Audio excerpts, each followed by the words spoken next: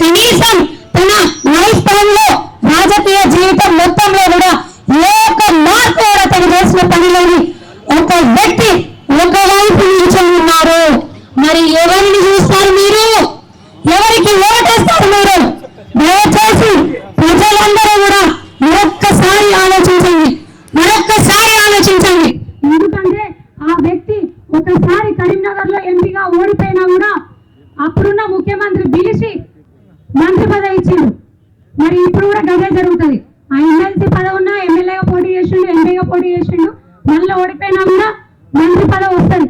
అది తీసుకునే వ్యక్తి ఆ వ్యక్తి ఈ కాంగ్రెస్ పార్టీ అభ్యర్థి. మరి దయచేసి అమ్మ, అక్క, చెల్లి, అన్న, తమ్ముడు, వదినమ్మ, చిన్నమ్మ, చిన్నాన్న, పెద్దనాన్న, పెద్దమ్మ, మా అవ్వలు, తల్లులు అందరినీ కూడా కోరుకుంటా ఉన్నాను. దేశం కోసం, ధర్మం కోసం, మన భద్రత కోసం, మన భావి పౌరుల భవిష్యత్తు కోసం అక్కడ నరేంద్ర మోదీ గారు ఉండాల్సిందే. ఇక్కడ మన అరవింద్ అన్న మరి అత్యధికంగా కూడా మన పట్టణానికి అభివృద్ధి తీసుకొని వచ్చి మన పట్టణాన్ని, మన నియోజకవర్గాన్ని అభివృద్ధి చేస్తా, మీకు అండగా ఉంటా, మీ బిడ్డగా ఉంటా, దీవించండి వచ్చిండు.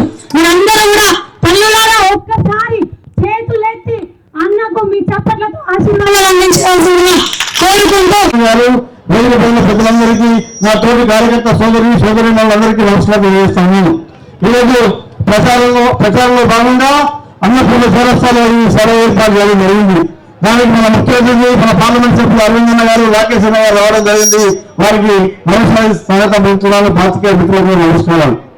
ఈరోజు మీకు తెలుసు కేంద్ర ప్రధానమంత్రి గారు ఏమేమి చేస్తున్నారు. గతంలో కరోనా వచ్చింది, ఎంతో మంది బాధపడ్డారు. తిందామంటే తిండికి లేని పేద రైతులు, పేదవాళ్ళు ఎంతో మంది ఇబ్బంది పడ్డారు. ఆ రోజు ఉచిత రేషన్ స్టార్ట్ చేసిందంటే మళ్ళీ రాబోయే 5 సంవత్సరాల దాకా మీకు ఉచిత రేషన్ ఇస్తున్నారు. ఆ రోజు కరోనా టీకా మన శాస్త్రజ్ఞులు కనుగొన్న తర్వాత ప్రతి ఒక్కరు టీకాలు ఇవ్వడం జరిగింది. అది కూడా ఉచితంగా ఇవ్వడం జరిగింది.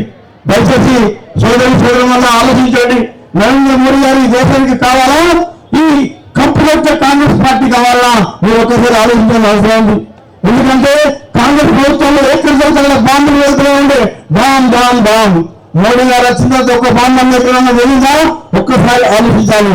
అక్క, చెల్లెళ్ళు, అన్నలు, తమ్ముళ్ళు, అన్నలు, దయచేసి మీరందరూ కూడా కమలంపూడి గుర్తుపై మీరు దయచేసి కమలంపూడి గుర్తుపై ఓటేసి పెద్ద ఎత్తున అభివృద్ధిని గెలిపించాల్సిన కోరుతా ఉన్నాను. సమయం ఎక్కువ లేదన్నా వీళ్ళు కొట్టకుండా తీసుకో, ఎవరు తింటారు ఇంటికుండా తీసుకో. ఏం చేసుకుంటారు?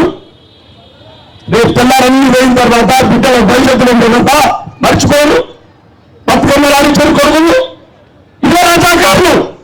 భర్త నిప్పులు, భర్తలను చంపులు, తిరుగోడ అగ్గి గీసి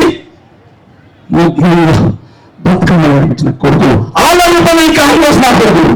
రాజాకారులకు మరో రూపమే ఈ కాంగ్రెస్. కాబట్టి దయచేసి మనం బతకాలన్నా, అన్ని రకాల అభివృద్ధి చేసుకోవాలన్నా ఈ చైత్యాలంటి పట్టణాన్ని మరీ చెప్తాను. నేను ఉంటాను కంపెనీలు, కానీ చైత్యాలు ఉండాలా, చైత్యాలు ఉండాలా. నేను చిన్నప్పటి చూసే చైత్యాలు ఉండాలా, నేను చిన్నప్పటి చూసే బయట ఉండాలా, నేను చిన్నప్పటి చూసే బొమ్మవాడు ఉండాలా. ఒకటి అడుగుతున్నా, కన్న తమ్ములాగా అడుగుతున్నా, మీరే నా ఆయుష్, మీరే నా ధైర్యం. మీరు లేకపోతే పోతాం, మీరే లేకపోతే మేము ఎట్లా కాపాడుతాం మీ బిడ్డలని. మీరు ఆయుష్ వ్యక్తిని ఈ గొంతులో ఆయుష్ వ్యక్తిని కొట్లాడతాం. ఎట్లా కొట్లాడుతున్నాం? ధర్మం గురించి కొట్లాడుతున్నాం, గుడి గురించి కొట్లాడుతున్నాం, రాముడి గురించి కొట్లాడుతున్నాం. ఈ దేశద్రోహులకు, దేశభక్తులకు జరిగే పోరాటం. మీరు జయితారా అనుకుంటారచ్చు, మీలాగా రాలేదని. కాశ్మీర్లో ఎన్ని తప్ప కాశ్మీర్ కూడా అన్నారు, కేరళలో ఎన్ని తప్ప కేరళ కూడా అన్నారు, మిమ్మల్ని కూడా అంటారు. జగిత్యాలని తప్ప జగిత్యాలని కూడా అంటారు, కోర్టులో తప్ప కోర్టులు అంటారు. ఒంటరిగా ఐక్యమత్తులు చంపుతూ ఉంటారు. అవి మన పాలన రాహుల్ ఖాన్, రేవంత్ ఖాన్ మనం పగబట్టి ఎన్నుకుంటారు. మనం ఉంచని దేశంలో కాబట్టి మీ దయచేసన్నా ఒక్కసారి నేను చెప్తున్నాను, నమ్మకం ఉంటే దేనికైనా చెప్తాను. జగిత్యాలనే ఉంటా. ఒక్క మాట తప్పైతే మాట్లాడింది. మన బిడ్డల మీద అత్యాచారాలు, మన బిడ్డల మీద అగాయితాలు. జై శ్రీరామ్ పెరుగుతుంది.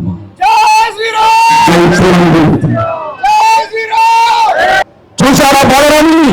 ఆ చిరునవ్వులు, ఆ ముఖము, 8 సంవత్సరాలు ఎన్ని పాపాలు ఒక్కసారి రాము. కాబట్టి ఆ బాలరాముని తెలుసుకొని ఈ దేశానికి కావలసిన రక్ష దక్ష. కాబట్టి ఒక్కసారి 5 ఏళ్ళు ఒక్క నచ్చ లేకుండా 1000 కోట్ల అభివృద్ధి తీసుకొచ్చి, రోడ్లు కావచ్చు, బృందులు కావచ్చు, ఆడబిడ్డలకు ఆడబిడ్డలు కావచ్చు, ఎన్ని రకాల అభివృద్ధి ఒక చిన్న అభివృద్ధి నచ్చని తీసుకొచ్చి సోదరు ధరంపడి వాళ్ళు ఒకవైపు. నరేంద్ర మోడీ గారు 3 సార్లు, 3వ ప్రధానమంత్రి కావాలి, సోదరు 2వ పార్లమెంట్ సభ్యులు కావాలంటే మీ ఆశీస్సులు కావాలి, మీ ఆదరణ కావాలి. ఒక్కసారి చదువుతున్నాం, మీ కాళ్ళు ఒక్కడు పూర్తర విషయం వేస్తారా? ఆయుష్ పోయింది కొంత. మీరు ఆయుష్ చూడేసి ఆయుష్ వస్తారా?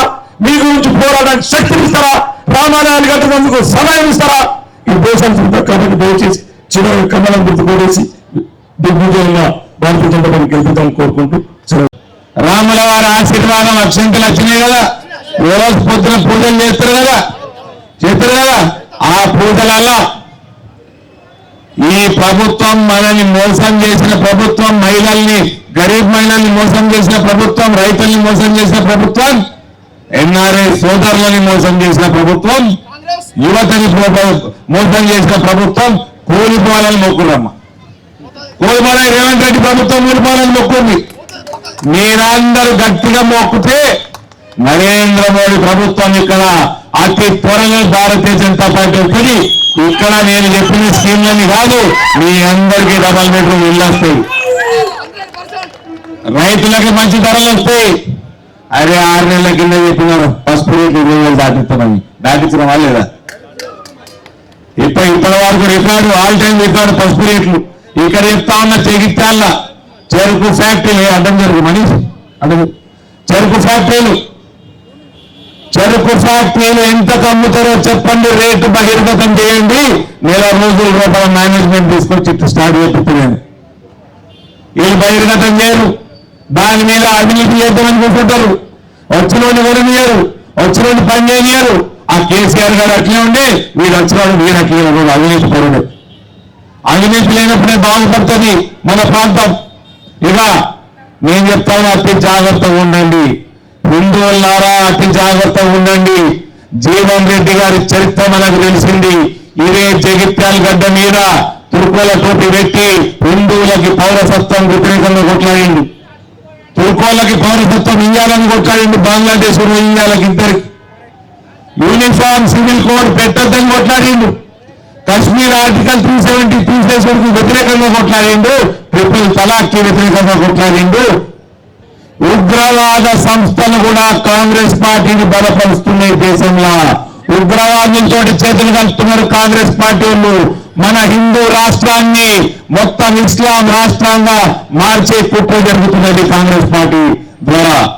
దయచేసి యాది పెట్టుకోండి, ఇక్కడ మనము ఇది హిందువులకి మన జీవితంలో అతి ముఖ్యమైన ఎన్నిక. మనము హిందువులకి పౌరసత్వం ఇచ్చుకోవాలి. పాకిస్తాన్, ఆఫ్ఘనిస్తాన్, బంగ్లాదేశ్కి వచ్చిన వాళ్ళకి అక్కడి నుంచి వచ్చిన తుర్కోలను బయటికి పంపాలి. యూనిఫామ్ సివిల్ కోడ్ తెచ్చుకోవాలి. జనాభా నియంత్రణ చేసుకోవాలి. ఒక్క మొగుడికి ఒకటే పిల్లం ఉండాలి. తుర్కోడైనా తెలుగుడైనా ఒక్క మొగుడికి ఒకటే పిల్లం ఉండాలి. ఒక ఒక మగడు ఒక పిల్లానంటే వీళ్ళంతా సంతోషపడుతుంది. నేను చెప్తా ఉన్నా, ముస్లిం మహిళలకి మీరు ట్రిపుల్ తలాక్ తీసేసినప్పుడు ఎంత సంతోషపడ్డారో, ఇవాళ యూనిఫామ్ సివిల్ కోడ్ వచ్చినప్పుడు దానికి 10 ఇంతలు ఎక్కువ సంతోషపడతారు. పొద్దున మీ మొగుడు ఇంట్లోకెళ్ళి పోతే రాత్రి మీ దగ్గరికి రావాలి. మళ్ళా 2వ పిల్లం 3వ పిల్లం 4వ పిల్లం ఉన్నది. ఎవరన్నా పెళ్లి చేసుకోవాలన్నా జూన్ 4 లోపల చేసుకోరు.